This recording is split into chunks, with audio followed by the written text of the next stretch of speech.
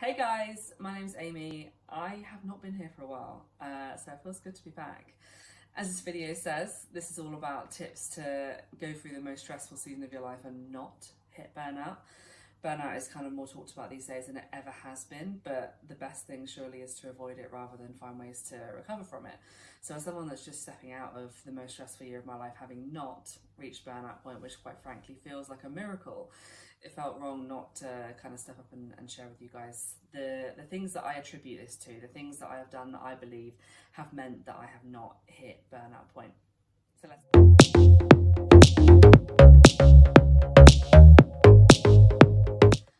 my number one tip is to focus on the quality of sleep, not to obsess about the quantity.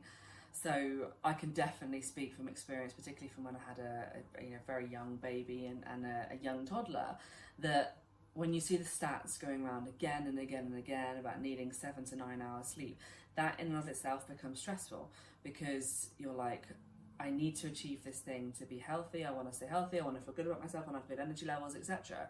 And if you physically can't do that, if you're not fully in control of your sleep, and full disclosure, I'm currently not either because of the aforementioned, focusing on the quality of the sleep, aka the thing that you can control rather than the quantity, which you currently cannot.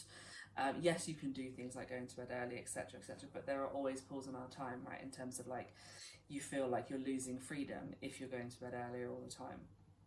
So focusing on the quality, what exactly does that mean? So number one, it means setting up a schedule for when you will go to sleep. So taking control of that piece, going to sleep at the same time each day starts to regulate that rhythm, starts to get your body into kind of more like a predictive mode of when things are going to happen.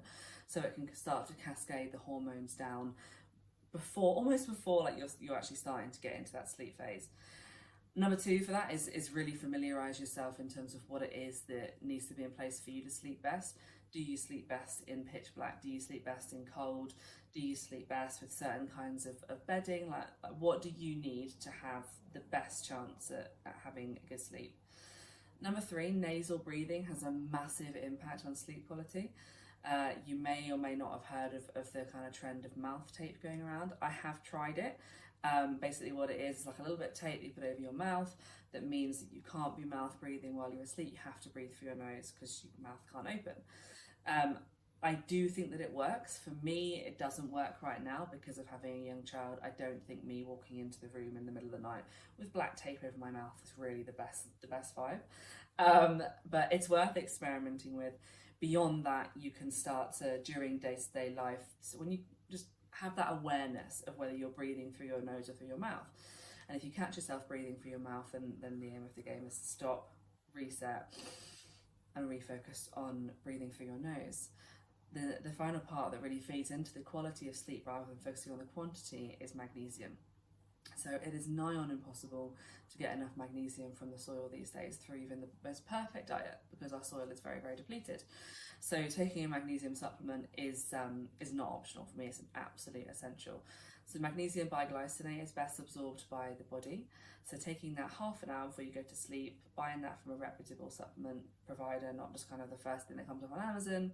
I'm happy to link below the one that I use currently. And that has a massive impact on your body's ability to reach those deep sleep levels that are going to leave you actually feeling recovered. The second way of operating that's enabled me to avoid burnout during the most stressful season of my life is what I'm going to describe as radical scheduling. So my diary is heavily colour coded, it's heavily time allocated. I also run a project management tool, it's the tool called Asana, I'll link it below, for my own personal life scheduling, if you will. So everything that I do for well-being and for personal care during that very stressful season was put into that project management tool as if it was work, in inverted commas, which, in a way it actually is. But before I'd kind of been operating on the fly a little bit, I go to the gym X times a week, I do X body work, I take X supplements, but when the stress builds and things get more difficult, we need more anchor points in terms of those things. So relying on ourselves to stick to our embedded routine or to remember is perhaps a little bit unrealistic. So scheduling things in so that we are appreciating our own care and our own well-being at the same level as work. I mean, if you think about it, in theory, it should be higher than work, but that's very difficult to do.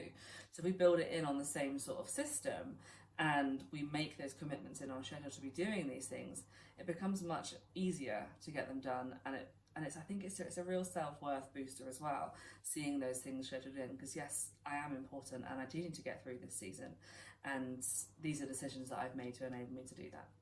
Number 3 is to focus on minerals. So I mentioned magnesium a little bit ago in the video. Magnesium is one of the most important minerals, and so many of these minerals are really depleted in our soil. So it's very, very difficult to get enough of them without being very intentional about it. So one way to do that is through supplements, which for me, I don't believe that I can get everything I need out of my diet without supplementing critical things, which I'll go into in more detail in later videos outside of today's topic. And then being really particular and really specific about diet, both in terms of including things that will ensure that I am getting the right amount of minerals and excluding things that will deplete.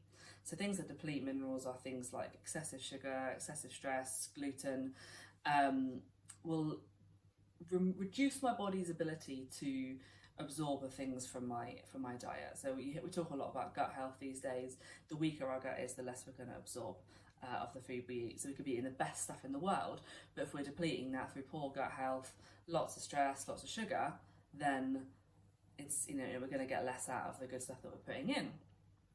So as we're talking specifically here in terms of the context of a really stressful season, we are going to take that factor into account, that we are under stress. So we need to be concentrating on getting enough of those minerals in. So the ways I do that, like I said a few moments ago, intelligent supplementation, magnesium being the critical one for today, also vitamin C being a really critical one. It is not enough to drink a glass of orange juice at breakfast. We need to be supplementing magnesium and vitamin C to ensure that we're getting enough. The second way I do this is by being really considered about protein.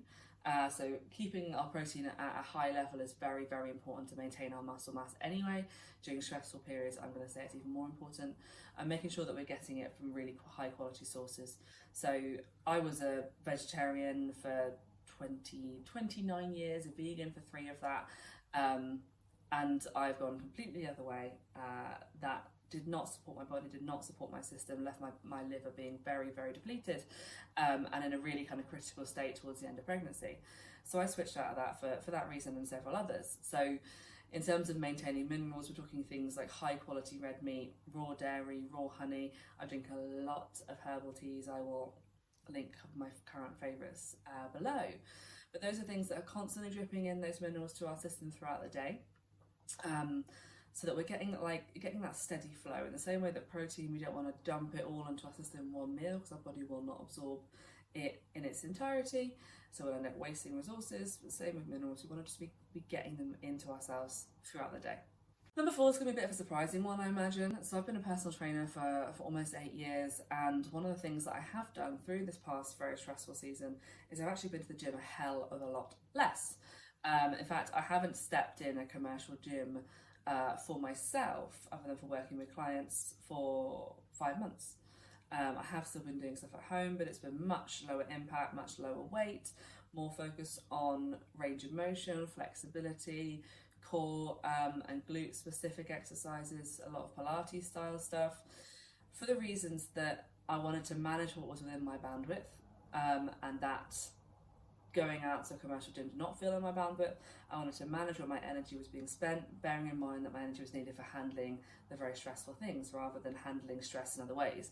And exercise is a form of stress. It's handled by the body in that moment as a thing that is stressful and requires resources to deal with, to recover from, etc. So restricting, pulling back your movement schedule, I think under times of really serious or sustained stress, is a good thing. It is not a flex to push through and train the most you ever have in your life, etc., etc. Unless that thing feels like it's actually helping you to cope, then do it. But don't add that to the list of burdens, because the likelihood, especially if you're female, is that you are going to reach that burnout point faster if you are using resources there as well. There are times and seasons for everything, and when you're in a very stressful season, investing all those resources in exercise, I'm going to say, is not. Lastly, I'm going to recommend building in an actual routine, an actual rhythm for doing things that you want to do, and as detailed as it may sound, uploading them onto the project management software that I mentioned earlier today. I'll link it below, as I said. because it's so easy when you're, particularly when you're in stressful times, to really focus on the stuff that you have to do and the survival stuff, keeping you in that real survival mode. And obviously all those things have to be done, but outside of that, there is this sort of need to draw out into the bigger picture, even just for a couple of minutes, to keep up the rhythm of doing things that you want to do.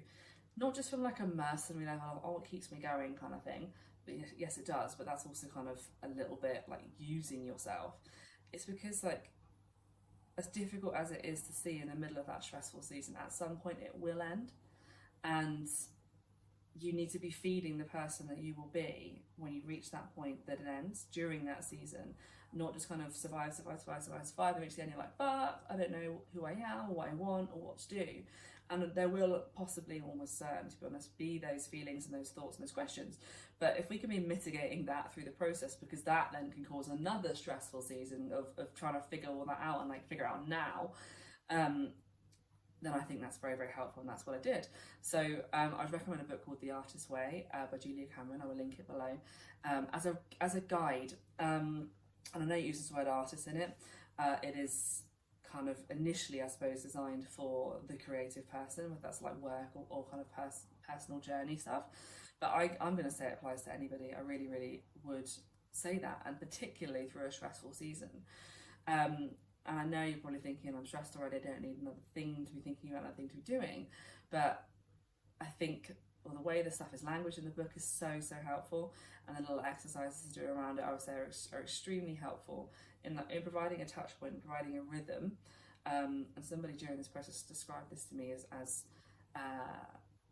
chopping wood, fetching water, like you're doing the grunt work, you're doing the same thing, like very, very repeatedly. And it is that rhythm that almost contains you within that season. And I feel like we need different levels of containment through different seasons. And that book provides a really, really helpful framework for that. So thank you so much for listening. I really hope this has been helpful. My name is Amy. If you've enjoyed this, please share it with somebody else going through a stressful season who needs a bit of support. And like and subscribe below.